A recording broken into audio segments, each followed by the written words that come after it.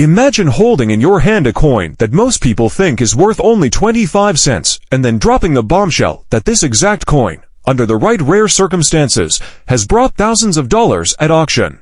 Sometimes, even values that make collectors' hearts pound with excitement, hundreds, thousands, or even approaching legendary rarities, all from a coin minted in 1999 in Philadelphia. That's exactly the story of the 1999 P Connecticut State Quarter dollar, a coin that looks ordinary, but has hidden secrets beneath its worn and dirty surface, waiting to make someone rich. Today, I'm going to take you deep into the mystery and real values of this quarter. The history of how it came to be, what makes certain examples truly special, the rare varieties that every collector dreams about, how to identify them yourself, and real auction records that have shocked the coin world. Let's peel back the layers and start at the very beginning. In 1999, the United States Mint began releasing the coins from the new 50 State Quarters program, a series that would become one of the most popular and widely collected series in U.S. coinage history. The idea was simple: honor each of the 50 states with a special design on the reverse of the quarter, issued in the order that the states ratified the Constitution. The fifth state honored in this program was the state of Connecticut. And the coin that celebrates Connecticut's rich history was released in October 1999. Unlike most quarters that had remained virtually unchanged for decades, these state quarters were immediately recognized as a new frontier for collectors and everyday people alike. The 1999 P Connecticut State Quarter features on its reverse the famous charter oak, an enormous and historic tree that played a pivotal role in Connecticut's colonial history. According to legend, in 1687, the Royal Charter of Connecticut was hidden inside the hollow trunk of this mighty oak to protect it from being seized by the British. This story of courage and independence became immortalized on the coin, and from the moment it entered circulation, people were fascinated by the design and eager to collect it, despite its popularity with collectors. The vast majority of these coins, a whopping 688 million pieces from the Philadelphia Mint, were released into everyday circulation for people to spend, just like any other quarter. With such huge numbers in the population, most people assumed these coins would never be worth more than face value, and for the most part, that's true. A typical worn 1999 P Connecticut quarter is still worth about 25 cents in average condition, and a few dollars if you find one uncirculated. But here's where the story spins away from ordinary into legendary. Because among the enormous mintage were a handful of extremely unusual coins, struck in error, in experimental conditions, or exhibiting unique minting anomalies that have since become some of the most sought-after modern quarter rarities in existence. These rare error Connecticut quarters don't just carry slightly more value than face, they've brought real cash in the thousands. And when one turns up with a truly bizarre and dramatic error, the collectors bid like mad. One of the most jaw-dropping examples ever sold wasn't your standard quarter at all. It was a 1999 P Connecticut quarter that had been double-struck on an aluminum scrap planchet. This means the coin wasn't struck on the correct copper-nickel-clad blank that quarters should be made of. Instead, it accidentally received impressions from two different strike events on the wrong metal. The result is an odd, unmistakable error coin that leapt far beyond typical values. The record shows one such coin, graded MS-64 by PCGS, brought to $1,340 at a heritage auction sale in January 2020, and other similar coins have crossed the $2,000 threshold at different auctions. What's even more fascinating is that some collectors and error specialists, as chronicled on numismatic blogs and price guides, have reported that rare experimental planchet quarters of the 1999 Connecticut quarter struck during early tests of the Sacagawea dollar alloy can be worth upwards of $8,000 to $10,500 or more in certain conditions. These experimental pieces were part of testing different metals and blanks before the dollar coin series launched, and a few state quarters were inadvertently struck on these wrong plankets, making them extraordinarily rare and historically significant.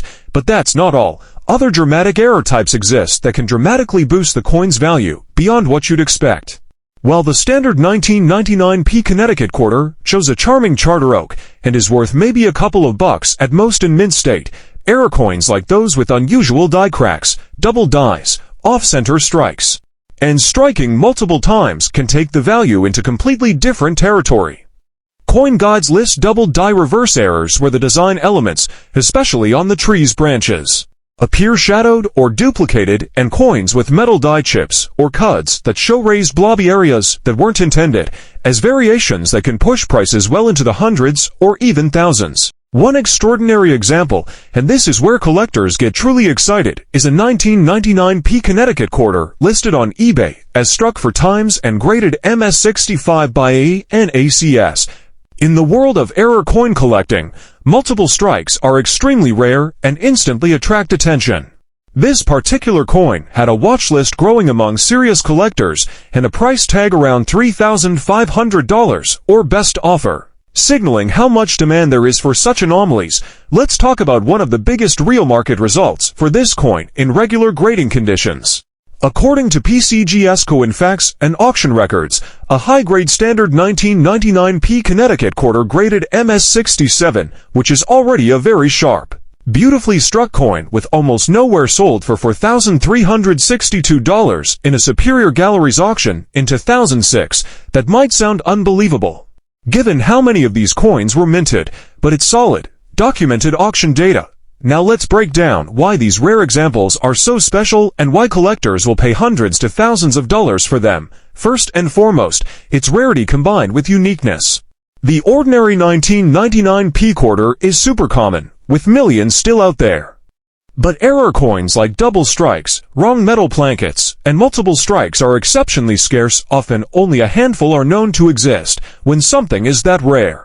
Collectors compete fiercely for it. This dynamic pushes prices way up, especially in graded and certified examples that professionals authenticate. Second, there is historical context.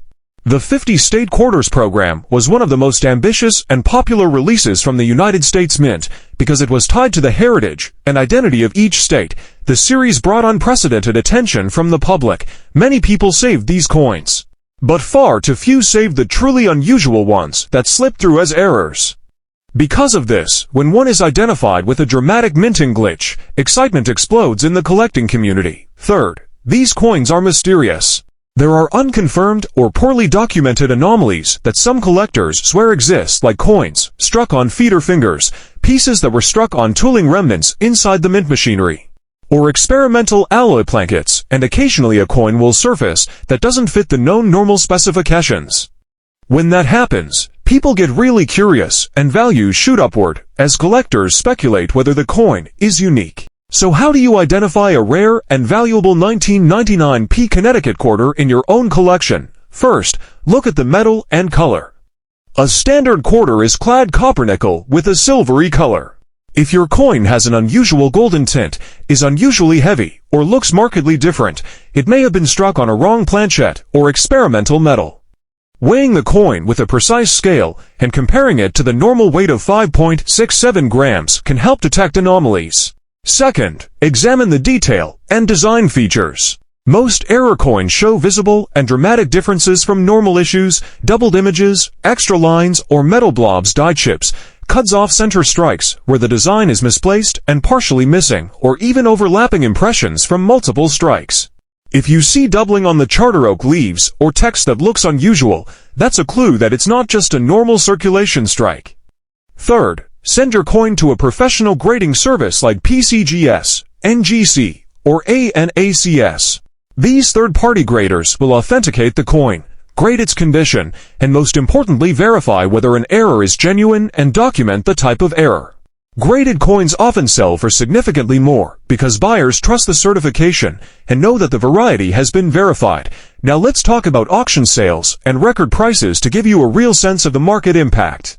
As mentioned earlier, a high-grade MS67 regular strike brought for $1,362 at auction, which is remarkable for a quarter from a mass-produced series. Error coins have also made headlines. A double-struck aluminum error sold for approximately $2,340 at a heritage auction.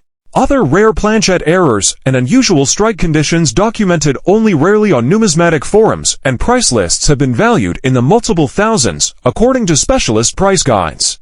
And while it's important to be realistic, not every dirty old Connecticut quarter is going to fetch massive sums. The possibility that your coin could be a rare error is what keeps collectors hunting through jars, rolls, pocket change, and old collections. Sometimes that quiet quarter you thought was worthless might be hiding a once-in-a-lifetime treasure. To wrap it up, the 1999 P Connecticut State Quarter is a fascinating case study in how everyday coins can turn into collector gold. Most are worth only face value, or a few dollars in mint state, but a rare error can transform this coin into something worth hundreds, thousands, or even potentially more, depending on the type of anomaly and how well it's preserved. Whether it's experimental planchet strikes, dramatic mint errors like multiple strikes, double dies, or off-center strikes, each possibility carries its own allure and market potential. So the next time you reach into your pocket and pull out a worn 1999 P Connecticut quarter, don't dismiss it too quickly. Look closely, you might be holding a story that goes way beyond 25 cents, and if you find something truly unusual, get it authenticated. Get it graded, and you just might have a ticket to a coin collecting payday that could shock everyone around.